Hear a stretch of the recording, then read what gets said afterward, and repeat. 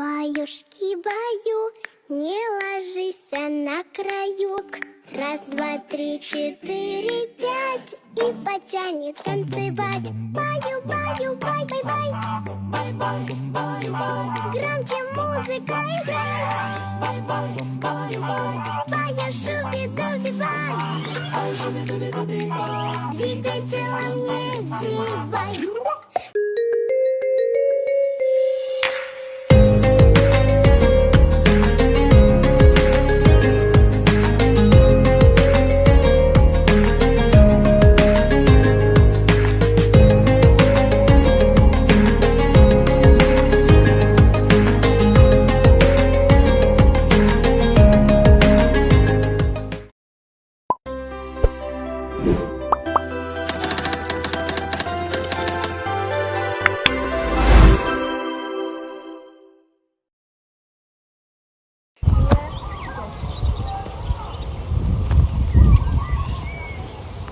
Assalamualaikum. Waalaikumsalam.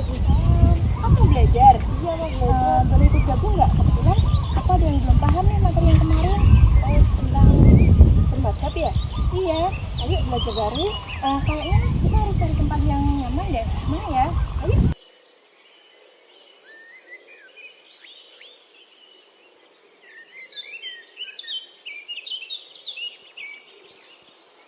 Kita duduk di sini aja ya, sambil bahas materi. Boleh deh, yuk. Ayo. Oke, kita mulai dari yang paling dasar ya. Madhab itu sebenarnya apa sih? Secara bahasa, kata mazhab berasal dari kata Arab zahaba yang artinya jalan atau tempat dilalui. Secara istilah, mazhab adalah metode atau cara yang digunakan oleh ulama besar dalam memahami dan menyimpulkan hukum-hukum Islam dari sumber-sumber syariat seperti Al-Quran, hadis, ijma, dan qiyas. Jadi madhab itu bukan ajaran baru ya? Tepat, madhab bukan agama baru atau tambahan dari Islam. Madhab adalah hasil ijtihad para ulama yang sangat ahli. Ijtihad itu semacam usaha sungguh-sungguh dalam menggali hukum dari dalil-dalil syar'i. Oh, kayak kita belajar matematika, tapi cara ngerjain soal bisa beda-beda tergantung metodenya ya? Iya, pas banget analoginya.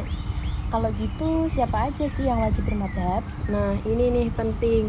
Orang-orang dibagi dalam 3 kelompok. 3? Ya, pertama, orang awam, yaitu orang yang belum mendalami ilmu fikih dan usul fikih. Mereka wajib taklid alias mengikuti pendapat ulama karena belum mampu memahami dalil sendiri.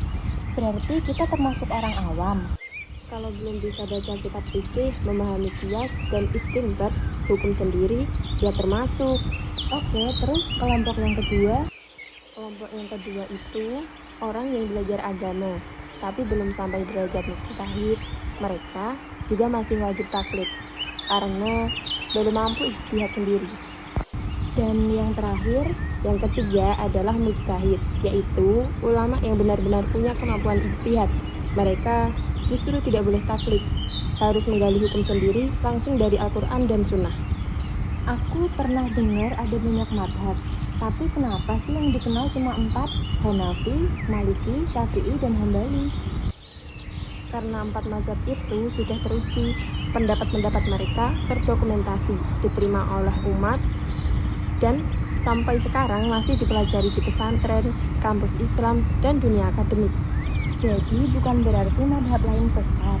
Bukan, tapi mazhab yang lain bisa jadi tidak terdokumentasi dengan baik atau pengikutnya tidak banyak.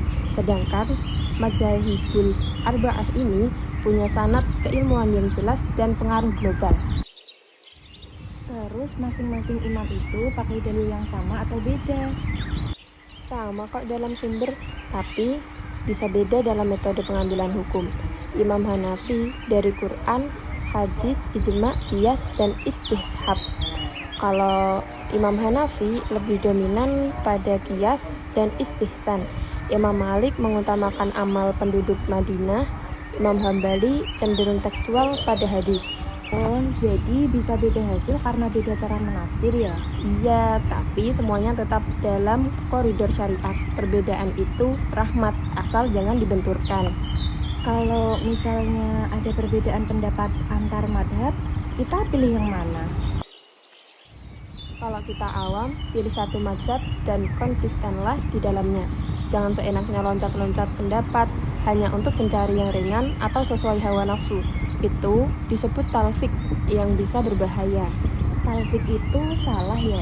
Tidak selalu, tapi kalau dilakukan tanpa ilmu dan hanya demi kemudahan, itu bisa menimbulkan kerancuan hukum. Sebaiknya tetap dalam satu mazhab yang kita yakini. Berarti bermadhab itu bukan nambah-nambahin agama ya? Bukan, justru dengan bermadzhab kita punya pedoman. Kita nggak asal tafsir dan lebih terhindar dari penyimpangan. Iya juga ya, kita jadi punya pegangan yang jelas. Bermadzhab juga menjaga ukhuwah. Kalau semua orang merasa tafsirnya sendiri yang paling benar, bisa-bisa umat Islam jadi pecah. Wah, aku jadi tercerahkan banget hari ini.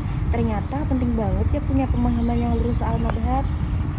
Jadi kesimpulannya gini Rel, bermadzhab dalam Islam ternyata sangat penting loh, karena memberikan pedoman yang jelas dan terstruktur dalam memahami dan mengamalkan hukum-hukum syariat. Dengan bermadzhab, kita dapat terhindar dari penyimpangan dan kesalahan dalam memahami hukum syariat, serta menjaga ukhuwah dan kesatuan umat Islam. Bermadzhab bukan agama baru atau tambahan dari Islam, melainkan hasil ijtihad para ulama yang sangat ahli dalam menggali hukum dari dalil-dalil syar'i. Oleh karena itu, bermadzhab membantu kita memiliki pegangan yang jelas dalam mengamalkan agama, sehingga kita bisa lebih yakin dan lebih baik dalam menjalankan ibadah kita. Selain itu, bermadzhab juga membantu kita untuk tidak asal tafsir dan memahami agama dengan lebih mendalam dan luas. Dengan demikian, kita dapat menjalankan agama dengan lebih khusyuk dan penuh kesadaran, serta terhindar dari kesalahan dan penyimpangan yang dapat merusak keimanan kita. Alhamdulillah, semoga kita bisa terus belajar dan tetap rendah hati menerima ilmu dari para ulama yang terpercaya. Setelah ini, aku jadi lebih mantap belajar fikih dari sumber yang jelas dan mau lebih konsisten ikut madhab syafi'i seperti yang diajarkan di pesantren. Itu niat yang bagus, Rel. Semoga Allah mudahkan. Terima kasih ya Wanda. Sama-sama, aku juga terima kasih ya, Rel. Dari sini kita jadi bisa belajar dan ngerti bareng. Iya Wanda. Oh iya, udah sore aja ya. Aku lapar nih, mau makan di mana? Aku juga lapar. Gimana kalau kita ke warung dekat sini? Aku dengar mereka punya nasi goreng yang enak loh. Bagus itu. Aku suka nasi goreng. Yuk kita pergi. Lagian setelah membahas mazhab tadi, aku jadi lapar juga. Ya udah yuk, ayo langsung. Udah lapar.